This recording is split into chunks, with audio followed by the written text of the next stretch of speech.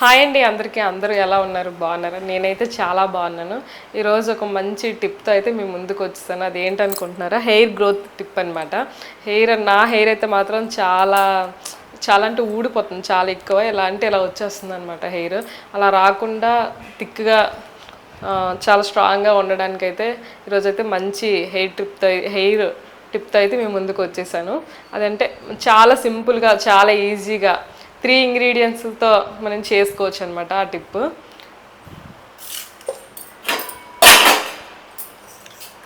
ఈ air trip కోసం అయితే నేనైతే కోకోనట్ ఆయిల్ అనమాట.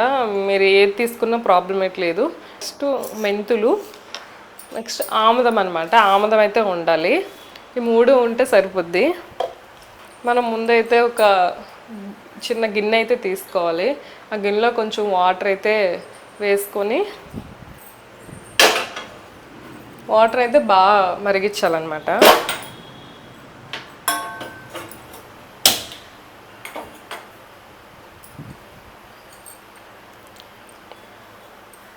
ఇప్పుడైతే కోకోనట్ ఆయిల్ అయితే నేను ఇలా చిన్న బౌల్ తీసుకోండి. ఆ చిన్న బౌల్లో కొంచెం కోకోనట్ ఆయిల్ అయితే వేసుకోండి. మీ హెయిర్కి ఎంత సరిపోద్దో అంత అనమాట. నాదైతే చిన్న హెయిరే కాబట్టి నేనైతే నా హెయిర్కి సరిపడినంత అయితే వేసుకుంటున్నాను. ఇది వచ్చేసరికి ఆముదం అనమాట. చిన్నపిల్లలకి వాడుతుంటారు కదా, చిట్టా ఆముదం అని చెప్పేసి అదైతే మాత్రం అది చూడండి, నేను ఫస్ట్ ఆయిల్కి అయితే ఎంత వేసుకున్నానో దానికి సరిపడినంత అయితే వేసుకుంటున్నాను.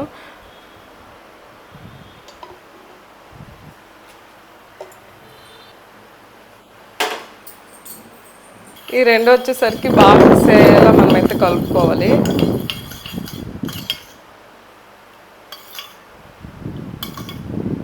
ఆవదం వచ్చేసరికి మన హెయిర్ కొంచెం స్ట్రాంగ్గా ఉండడానికి, నెక్స్ట్ హెయిర్ బ్లాక్గా, నెక్స్ట్ వైట్ హెయిర్ గట్రా ఉంటుంది కదా, వాళ్ళకి మంచి చాలా బ్లాక్గా హెయిర్ అవ్వడానికి, నెక్స్ట్ హెయిర్ ఊడకుండా ఎక్కడైనా మనకి హెయిర్ లేకపోతే అక్కడ చిన్న బేబీ హెయిర్లా ఫామ్ అవ్వడానికి అయితే ఆవదం అయితే చాలా బాగా ఉపయోగపడుతుంది అనమాట.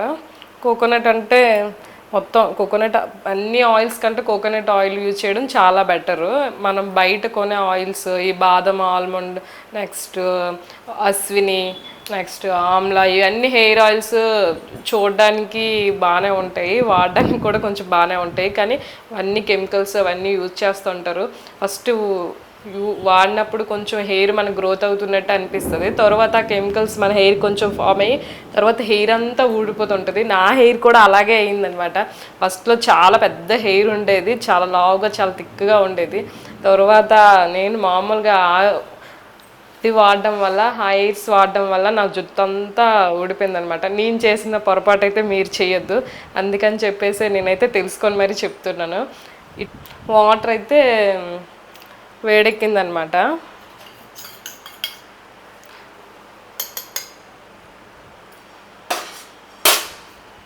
ఇలా వేడెక్కాక మనం ఇలా గిన్నెలో కలుపుకొని ఉంచుకున్నాం కదా ఆముదమును కోకోనట్ ఆయిల్, ఇది వచ్చేసరికి అందులో ములగకుండా కొంచెం మెల్లగా అయితే ఇలా పెట్టుకోవాలి.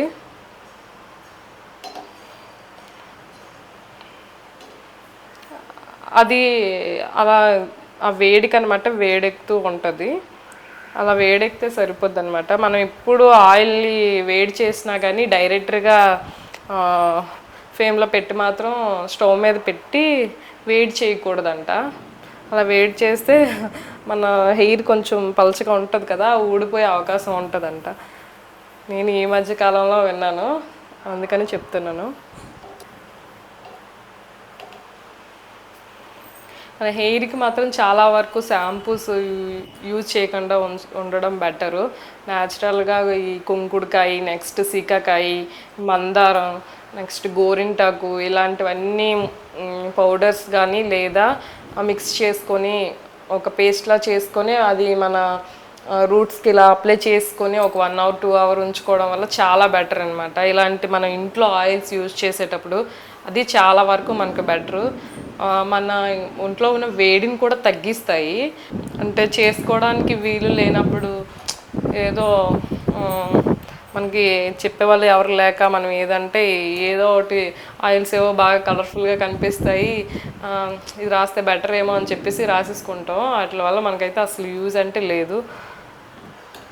ఇలా మధ్యలో చూసుకోండి, ఇంక ములగకుండా చూసుకుంటూ ఉండండి. ఆయిల్ కూడా వేడెక్కిపోతుంది అనమాట.